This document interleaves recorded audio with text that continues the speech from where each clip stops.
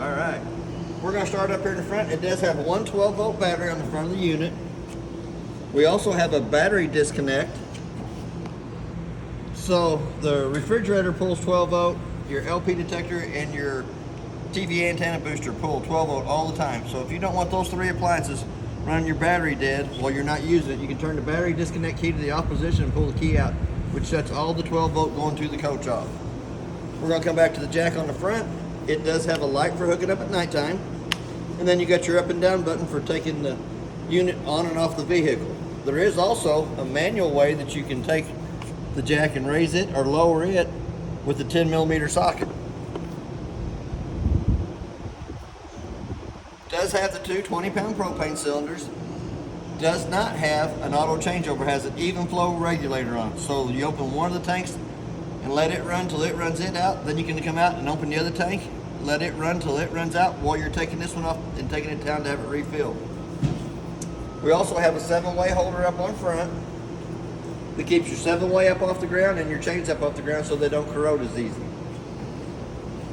We do have a quick disconnect at the top for your gas bottle cover. Slide down over the top of the our bottles. As we step around to this side over here, we're going to open it up.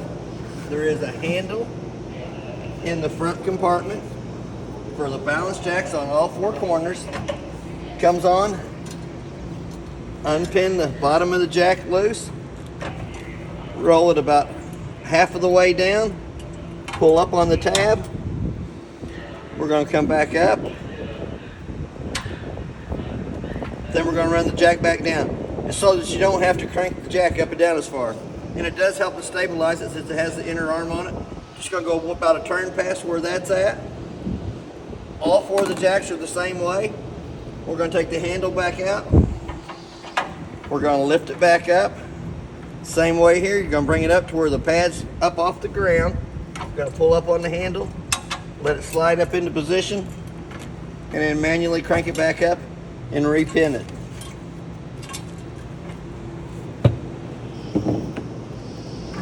Stick my bucket back into the drippy drip. As we start down this side here, the lug nuts on the trailer has been torqued at 100 foot-pounds. It's what's recommended on the side. The tires are air ducted pressure, which is 65 pounds on the side of these cold. Your next connection back is your 50-amp cord. It goes straight on, makes a quarter of a turn. It does have two lights on the other end of the cord to show you that it has 110 coming through it. It's 36 foot long. Your termination valves are next. Your one in the back, the 3-inch big valve, is your toilet water only. Your first gray handle towards the front of the trailer is for your kitchen sink water only. I call it a galley tank. And then your second gray handle in the back will do your bathroom, shower, and sink water.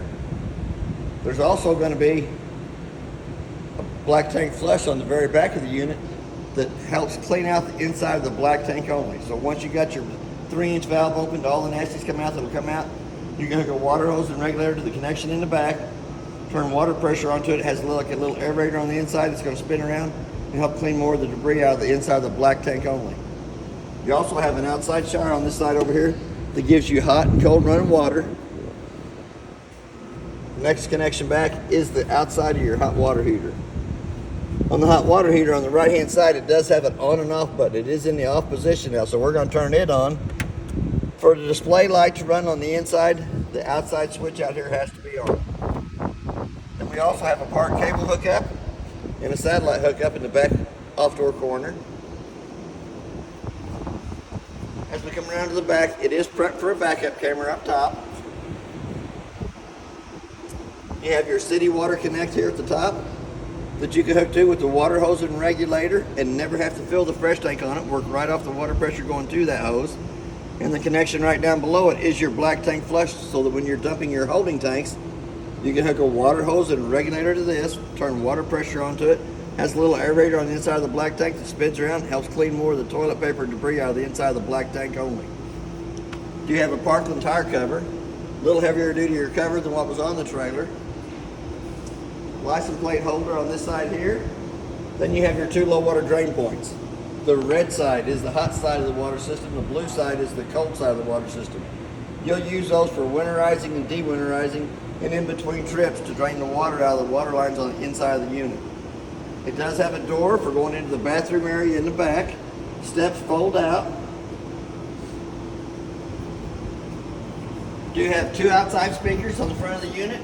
I'll have to show you more about the speakers when we get to the inside of the stereo. It does have an outside stove vent. For the stove vent to work properly, the two tabs have to be lifted up, allows that flapper to flap. But when you get ready to go into travel, you'll want to push those back down in place and lock it into position so that it doesn't bust out in travel. Next one up is the outside of the furnace. It's going to suck cold air in the top, hot air out the bottom. I would suggest putting the mud diver screen over the outside of the furnace for the simple fact that screen's less than $15.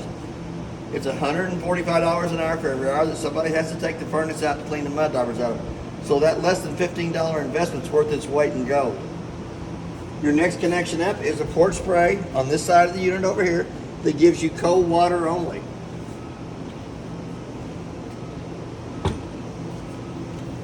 It is a quick disconnect hose that goes in, makes a quarter of a turn, and then you'll have cold water on this side of the unit with the sprayer head. Your freshwater tank fill is right next to the right hand side of that. Once you put your water hose in there, turn your water pressure on. I always go into the monitor panel on the inside and watch the fresh tank fill up, 1/3, 2/3 full. Once it hits full, I'll come out and I'll shut the water pressure going to the tank off because you never really want to overfill your tank again because it's a bust. Between the two axles, there is a 2-inch white valve. That is your freshwater tank drain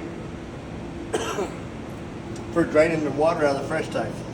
There is also a 110 outlet on this side of the unit over here and a part cable antenna hookup so that if you wanted to bring your TV out and watch the ball game under the canopy, you can watch the ball game underneath the canopy on the outside of the unit.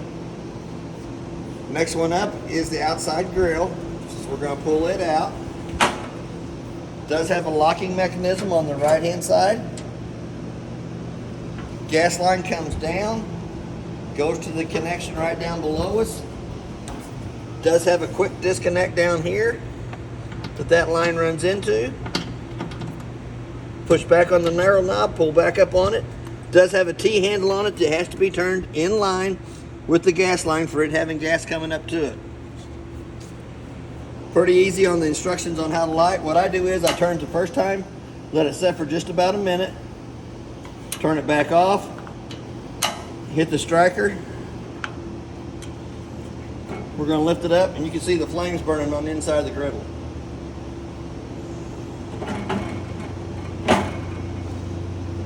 When I usually get ready to shut it off, I turn the T-valve on the top of the gas connection.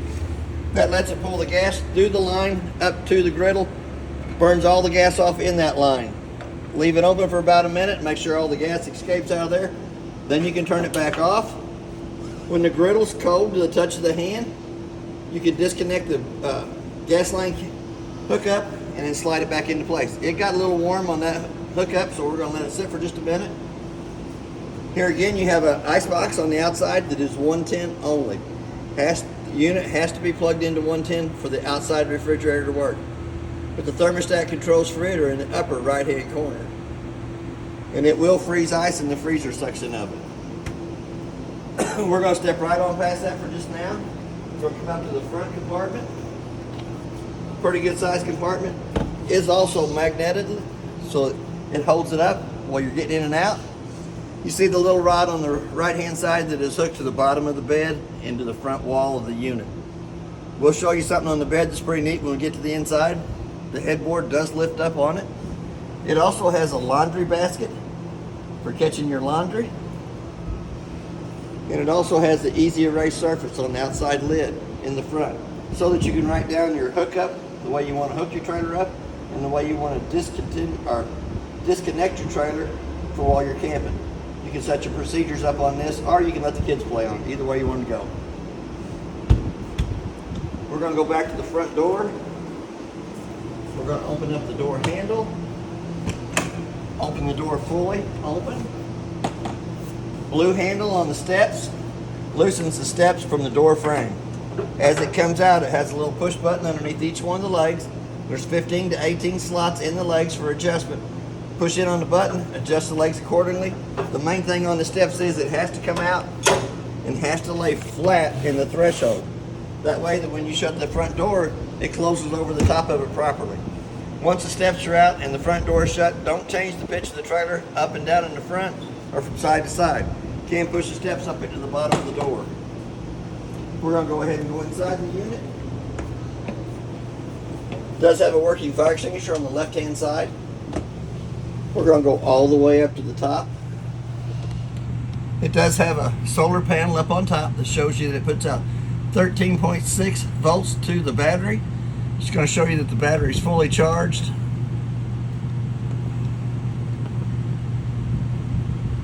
Shows your battery on the left-hand side, the voltage on the right-hand side. We're going to come down to the monitor panel. We're going to press the battery button. It shows you the battery is fully charged. To get an accurate reading on the battery, you need to have the 110 line unplugged and then push the battery button. Anytime it's plugged into 110, it's going to show you fully charged. Freshwater tank. When you come in and push the button, once you put the water hose in and turn water pressure onto it, it'll show 1/3, 2/3 full as it fills up. Once it hits full, I go out and turn the water pressure to that hose off. Black tank is next, which is your toilet water. Excuse me. And as it fills up, it'll show 1/3, 2/3 full. Gray tank is your bathroom sink and shower water. Galley tank is going to be your kitchen sink water only. And as it fills up, it'll do the same thing, 1/3, 2/3 full. The first red button on the left-hand side right down below it turns your water pump on between the freshwater tank and the faucets. And as it turns on, it'll be lit up. Your second light switch turns your LED lights on your awning. Your last light switch turns your accent lighting above the slide room on. We're going to go ahead and run that slide room out. On the slide room, it's always good to make sure there's not a tree or a vehicle parked up along that side before you start running in and out. And you do have one cabinet door that you need to look at before you run the slide room out. Cabinet door to the left side of the stereo. Sometimes comes ajar if you have something on the inside that locks loose, pulls out, and then your slide room will crush it when you start to run the slide room out. It's always good to look just to make sure that it's shut before you run that slide room in and out.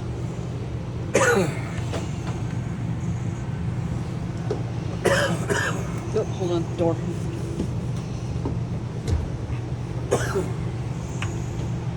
Here again, the first big toggle switch button on the left-hand side is for the awning. Here again, you want to make sure there's not a tree on that side or there's too close to another camper between you. This goes all the way to the wall on this one. Skirt's coming and hanging straight up and down. There is a pinch point on each one of the arms that you can come out and pull down against. Once you pull down against this arm back here, it sets the pitch of the rain coming off this back corner.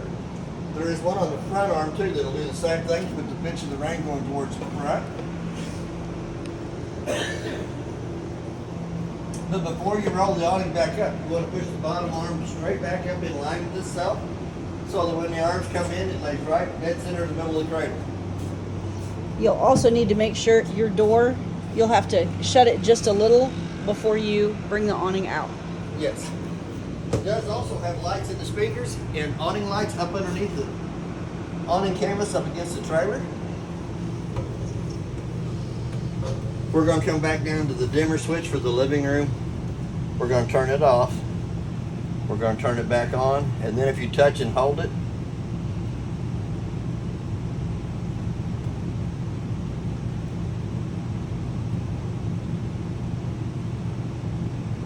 the lights will dim out. Once they're dimmed out, all you have to do is hit the button again in the center, and they brighten back up. Now we're going to go over to the digital readout on the hot water heater. We're going to turn it on. It's going to show you flames in the middle when it's running and a little fan, and it'll tell you the temperature of the water coming out of the hot water heater. And if I'm not mistaken, I had this set at 120 degrees. Have to have water in the unit before it'll actually light up and show. But you can dial the temperature up and down, and you can change it from Celsius to Fahrenheit with the button down on the lower left-hand corner. For the hot water heater to work, the button on the outside of the unit has to be in the on position, and the button in here on the top left hand side has to be on. So we'll turn it right back off. Does have a 110 outlet to the right side of the kitchen sink. There is a light on the cabinet above it for lighting. We have 2 sets of keys in the trailer. One purple key does the front door lock and deadbolt. The other purple key does the back door lock and deadbolt. That one does your outside kitchenette, and this one will do your outside shower. And there is 2 sets of those keys. All the rest of the paperwork that's in the unit is in this brown bag. So we're going to slide in keys right over here for a minute. Pretty good sized cabinets above. Pretty good sized storage down below. Inside this cabinet, if you take the screw out of that hidden panel right there, accesses you into the back of the water pump. The water pump has a 1-valve bypass already set up on it. You can see the little cap on the end that goes down into your antifreeze jug.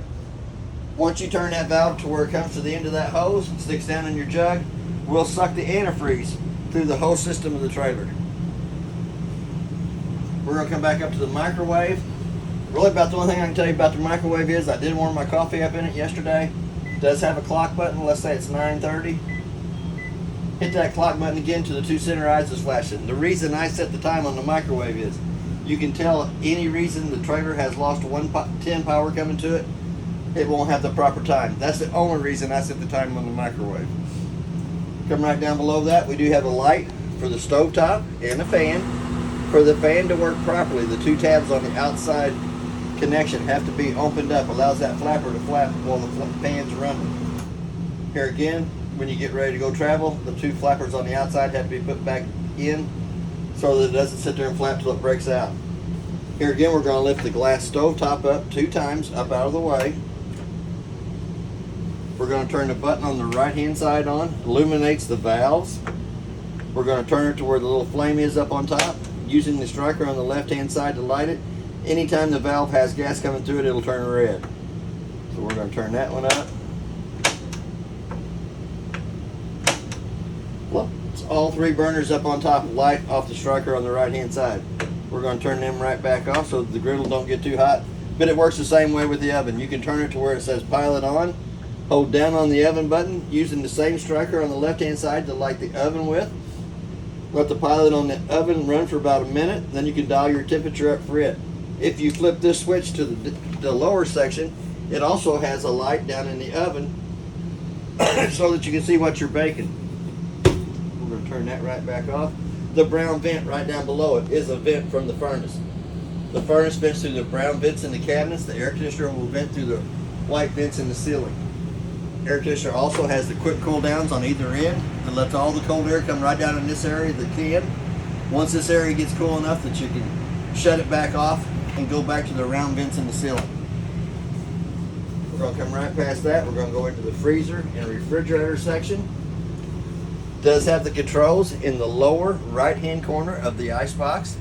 And as you can see up in top, it's already got frost up in the top, and it looks like the glass in the bottom is good and cold. And I think that's running on, the 4th setting. We're going to shut it back up, flip them into place. The griddle right down below the refrigerator is for the inside of the furnace for your hot air return. It does have pretty good pantry space off to the right hand side of the refrigerator. 3 big shelves. We're going to come back to the thermostat. We're going to turn it completely off. Now we're going to turn it back on. It's going to give you your fan speed as low, high. We're going to go to cool, cool low, cool auto, and cool high. We will dial the temperature down for that. If you hit the mode button one more time, it should say heat in the lower right or left hand corner. Hit that mode button one more time, it should say off in the lower right hand corner. So we're going to turn that right back on. We're going to go into the bathroom area. The light switch on the wall turns the light right above us on.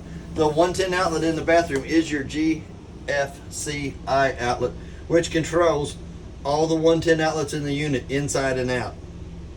It does have a brown vent on the side of the cabinet that brings heat into the bathroom area.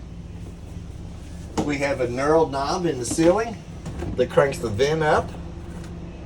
Little black button turns the fan on for drawing the moisture out of the bathroom area.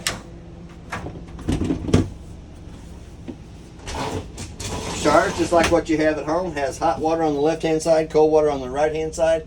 Does have a skylight in it for you taller gentlemen. And on the toilet, it has a single foot flush on the right hand side. Should be marked on the back of the lid. If you push down on the button, fill it halfway full of water. Push all the way down, it fills and dumps. Pretty good sized cabinet space down below it. And a medicine cabinet up top. The medicine cabinet up top does have a string on it that comes around the latch right there that holds it in place. Don't forget to take the string off before you try opening it. That keeps it in place during travel. We're going to come back to the bunk area. In the bunk area, each one of the bunks has a light above it and has a USB port on the right hand side of the wall. Also has a hidden panel down in the tunnelway underneath it that accesses you into the back of the hot water heater. Will also access you into the back of the black tank flush and your freshwater or city water connection. Monitor breaker box is off to the right hand side down here at the bottom, and your breakers are marked from your left hand side all the way through to the center, which is your main. Shows your 2 ACs. Your car fuses on the right hand side of that start at the top, tells you exactly what they are, and the bottom 5 are empty. Also has a red light to the right hand side of those car fuses, so that if one of them's blown, it'll have the red light indicating that it's blown to the right hand side of it and can still be seen through the tinted window in the front. We also have a carbon monoxide LP detector. If for any reason it would smell LP in the unit, it will have a buzzing noise that will drive you crazy and will not shut off. If it's smelling carbon monoxide, it beeps 2 times in a row, 2 different times. We do have storage underneath each one of the dinette seats and a plastic tote on each side. Pretty good sized totes. The tabletop comes off the 2 pedestals right below it. The 2 table pedestals lay beside it, cabinet on either side. Table comes down in between it. Then you will take the 2 cushions from the back side of the unit to put over the top of the tabletop to make for a smaller bed. The back of the Versa Lounger can be turned the opposite way so that you can use the table as a bench seating, or turns back that way so you can use it for the Versa Lounger. Underneath the couch, or should tell you, the lights above the table have to be turned on by hand. The one above the couch has to be turned on by hand. And underneath the couch there is also 3 more totes for more storage. But the Versa Lounger will fold down into a bed too. There should be a paper in here that shows you exactly how that works, how it can be set up. We're going to come back up. It does have a working smoke detector in the trailer that gives you an annoying sound like that anytime it gets too smoky inside the unit. There is a place for a flat screen TV up here at the top. Excuse me. It works off the antenna booster down below that and a 110 outlet. Cords and cables that come through the top here. 2 remotes. The itty bitty remote does this fireplace. The red button turns it on and off. Then you have your temperature button. We got 00, which is the off position, just letting the flames look pretty. Then you have low and high. Doesn't take long for the heat to come out the top of it. I'm going to turn that back off. Then you can change the color of the rocks. 4 different colors on the rocks. If you leave it in the green position, they will rotate between all the colors on the rocks. You can also change the color of your flames from 1 to 4 settings. It also has a timer that you can go and let it run for 30 minutes, 1 hour, up to 9 hours, and then it will automatically shut itself off. We're going to turn the red button, turn it right back off. The mid-size remote turns the stereo on and off. On the stereo, it'll tell you welcome, radio's channel, zones 1 and 2. Zone 1 is inside. Zone 2 is your outside speakers. You have your channel up and down on the left hand side and your volume button on the right hand side. Can also be operated by hand. Does have pretty good sized cabinet space on either side of the stereo, fireplace, entertainment center. We're going to come into the master bedroom. In the master bedroom, there is a light switch on the wall that turns the 2 lights above the floor of the bed on. Connection right down below it also lifts the head board on the bed up.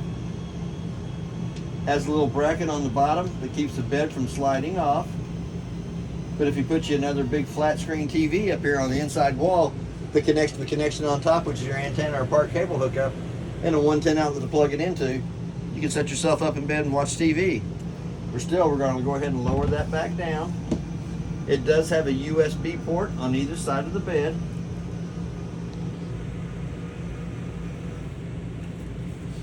Pretty good sized closet space on each side with a 110 outlet in each one of the closets down at the bottom. We're also going to lift up on the bottom of the bed. Still has storage underneath there, and even can be accessed from the outside compartment. 4 little totes down at the end of the bed for extra shoes, pillows, blankets. And that bed is on a strut, so you don't have to worry about it slamming back down on you. Also has a fire escape window on the off-door side of the unit that is big enough that you could, if for any reason you can't make it to the front door, you can go out the off-door side. Another thermostat on the wall in here that runs the front air conditioner on the unit. Operates just like the one in the back does. You push the big button down at the bottom, automatically gives you your fan speed. Push it again, it goes from low to high. Push the mode button one more time, it should say cold in the lower right hand corner, and then you'll dial your temperature down for it. Hit that mode button one more time and it should say heat in the lower left hand corner. Hit that mode button one more time and it should say off in the lower right hand corner. It does have 2 vents in the ceiling to bring AC into the master bedroom area, and should have a brown vent on the wall. It's probably on the opposite side over here. Nope, doesn't have a vent to bring heat into the master bedroom. Sorry about that, I thought it did. Still, you got another bigger window on the door side of the unit too that can be used for a fire escape window too. It's the same size as the one on the off door side. But that is basically everything about your trailer. If you have any questions, I'll try to answer your questions the best I can, and thank you for your time.